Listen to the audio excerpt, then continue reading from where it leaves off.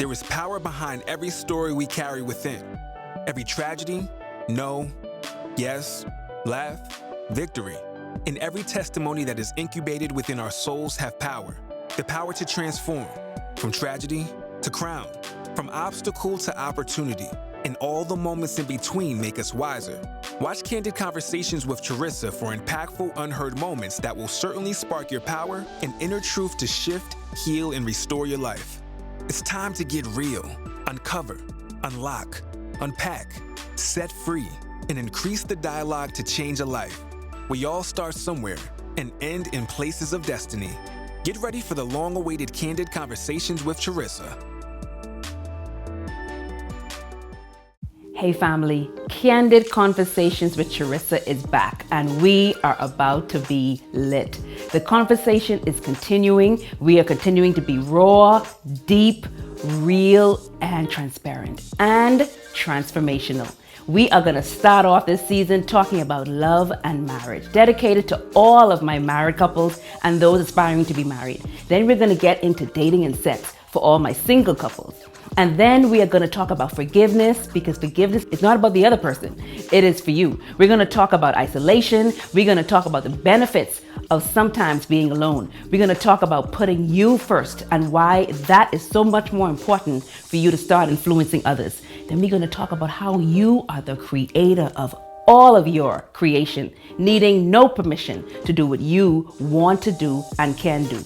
Then I am going to give you a sneak peek and follow up on me actually going home, where I was able to get the freedom that I need. So pull up a chair. Every Thursday, we're going to be here on YouTube watching Candid Conversation with Charisa, a show that was created just for you.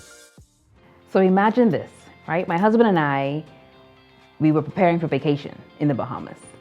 And I mean, we had so many plans. It was going to be his first time visiting with me to really have time to enjoy the island. It had been about 2 years since I had been home because of, the pandemic, not even being able to travel. And so he was supposed to meet family members he hadn't met since we got married. We were going to spend time with family. We were going to visit some restaurants. I mean, it was going to be beautiful. We were going to go swimming. We were going to just finally get the vacation time we need in the Bahamas together. We do all we need to do with testing. So by this time, there's still COVID going on. So there's still negative tests that's needed. We get negative, we're good with there. We get there and we're met with this positive surprise. And so we had to, what they call quarantine. Some people also call it isolation. And so we had to isolate for 10 to 14 days. Imagine all the plans we had, boom, poof, gone, just like that. I mean, our plans went from millions to literally zero, or so they thought. So we said, no problem. What are we gonna do? You can't fight the government. You can't fight the results. It is what it is, right?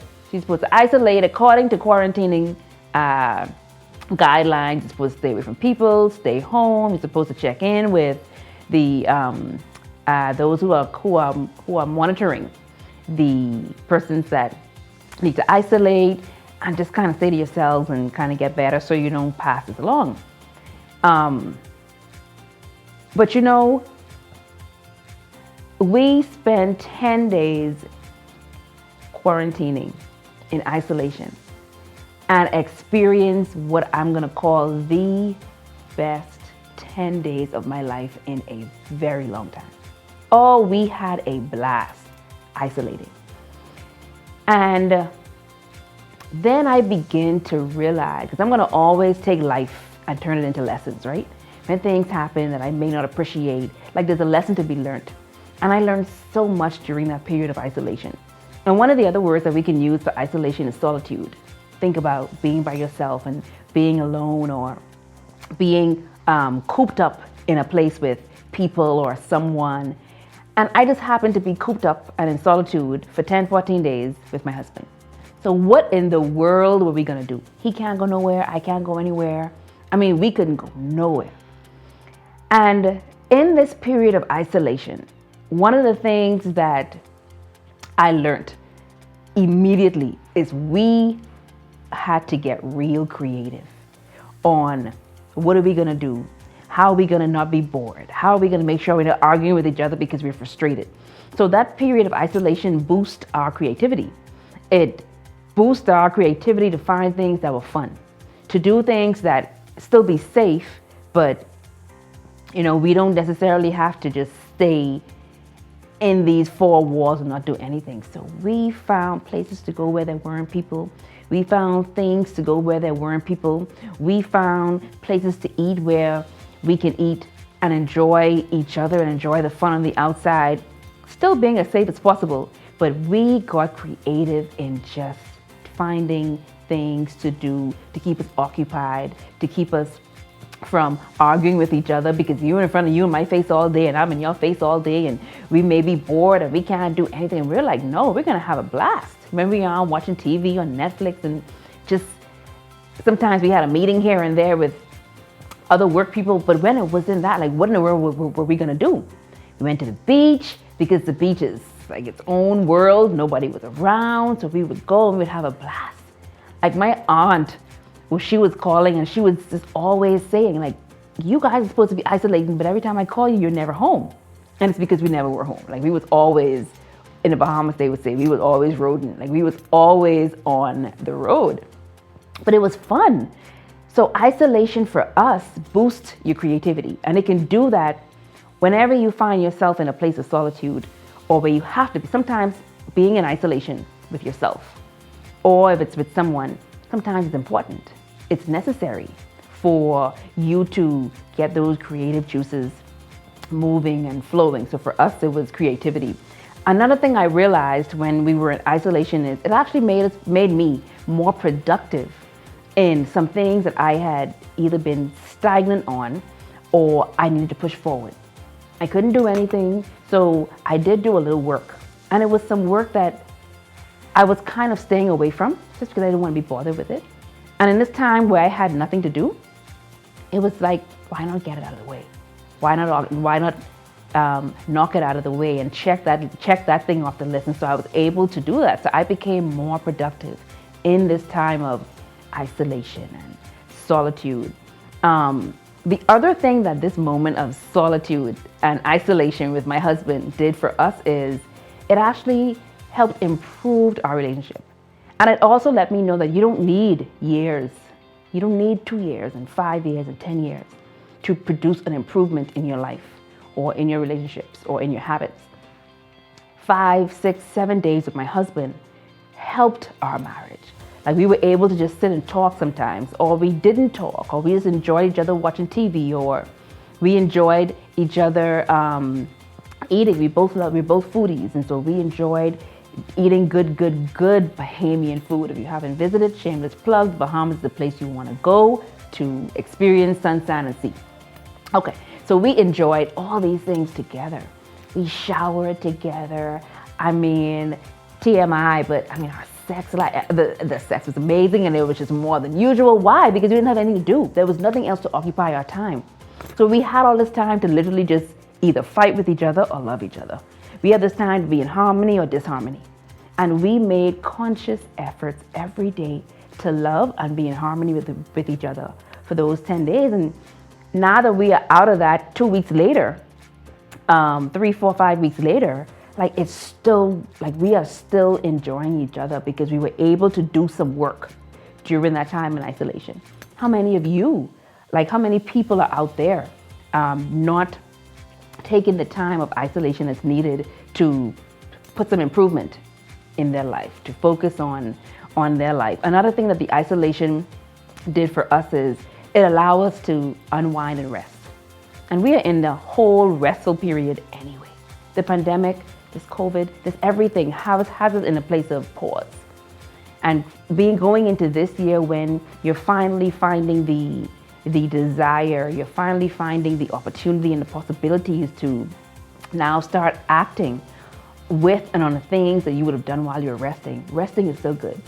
He and I are both very high functioning workers. So this 10 to 14 days of isolation allowed us to rest, allowed us to unwind and have fun and be creative and be productive and improve our relationship.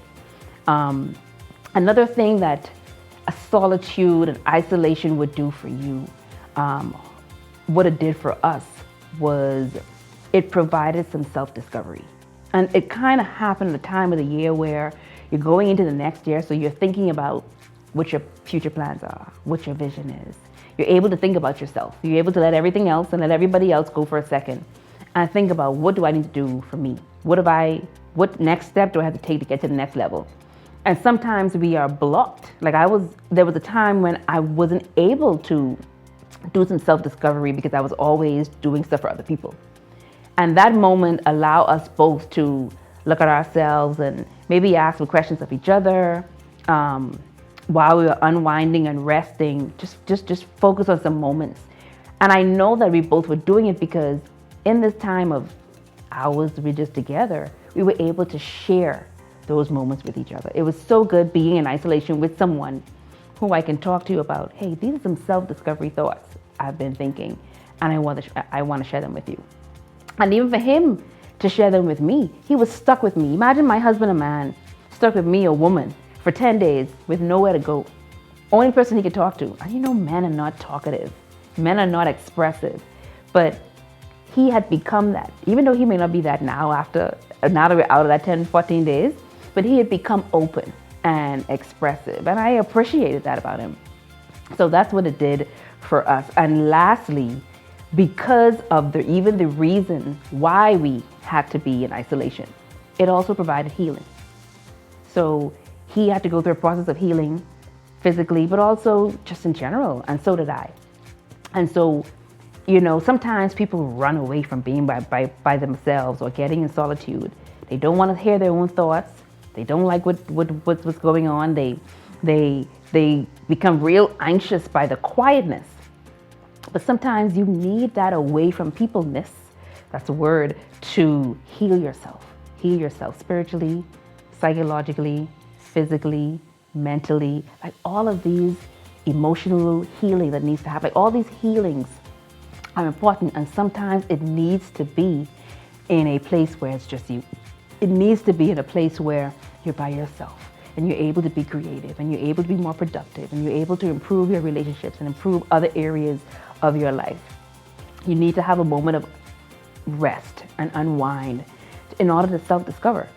And so we came out of that, when we finally came out of that moment of isolation, oh my gosh, rejoining what I'm going to call the world and being able to now actually spend time with our family and spend time with friends and actually be able to go amongst people. Like, it made that result all the more so much appreciative.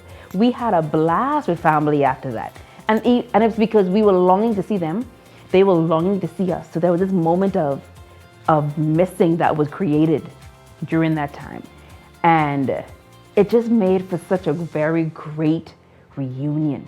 When you take this time of isolation, when you now finally reappear to the world, when you now reinvent and you express yourself to the world, they're like, oh my God, where have you been? Wherever you've been, we're glad, because now that you're back, we see the power, we see the strength, we see the vigor, we see the happiness, we see the joy. Like, you just do it every so often. And so that's how we were when we finally came out of isolation. I mean, we was happy to finally get back in the streets. And so, people don't appreciate isolation. They don't appreciate solitude, but I appreciated it. Although it wasn't something that I would have chosen, if you had given me option, family, isolation, family, solitude, go out with friends, isolation, solitude, I would have picked all family, all friends, and leave that alone. But it was one of those out of my control. I was forced.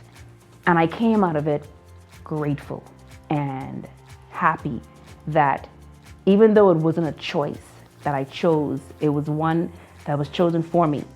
And the benefits are unsurmountable. They're paramount. Like, I couldn't top it off. I couldn't top it off.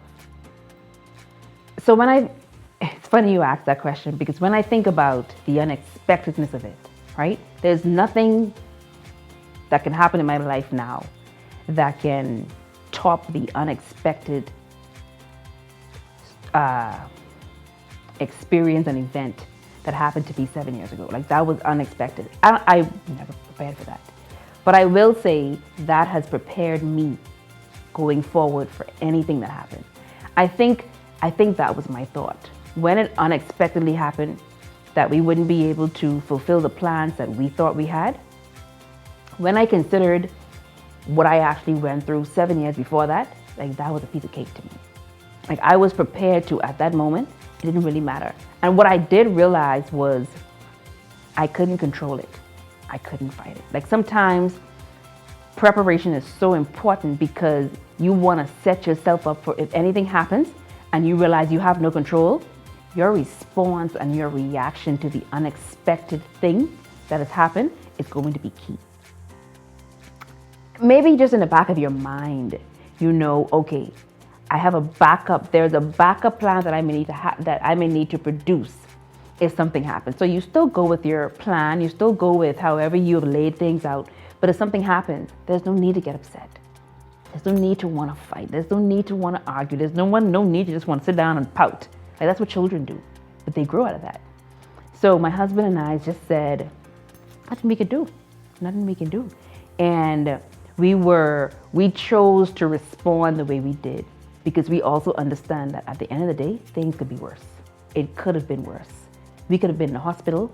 We could have lost things just could have been worse. And for us, the worst has already happened. So preparing yourself for the need to react and respond in a way that's only going to benefit you, I think is one of the best preparations of anyone.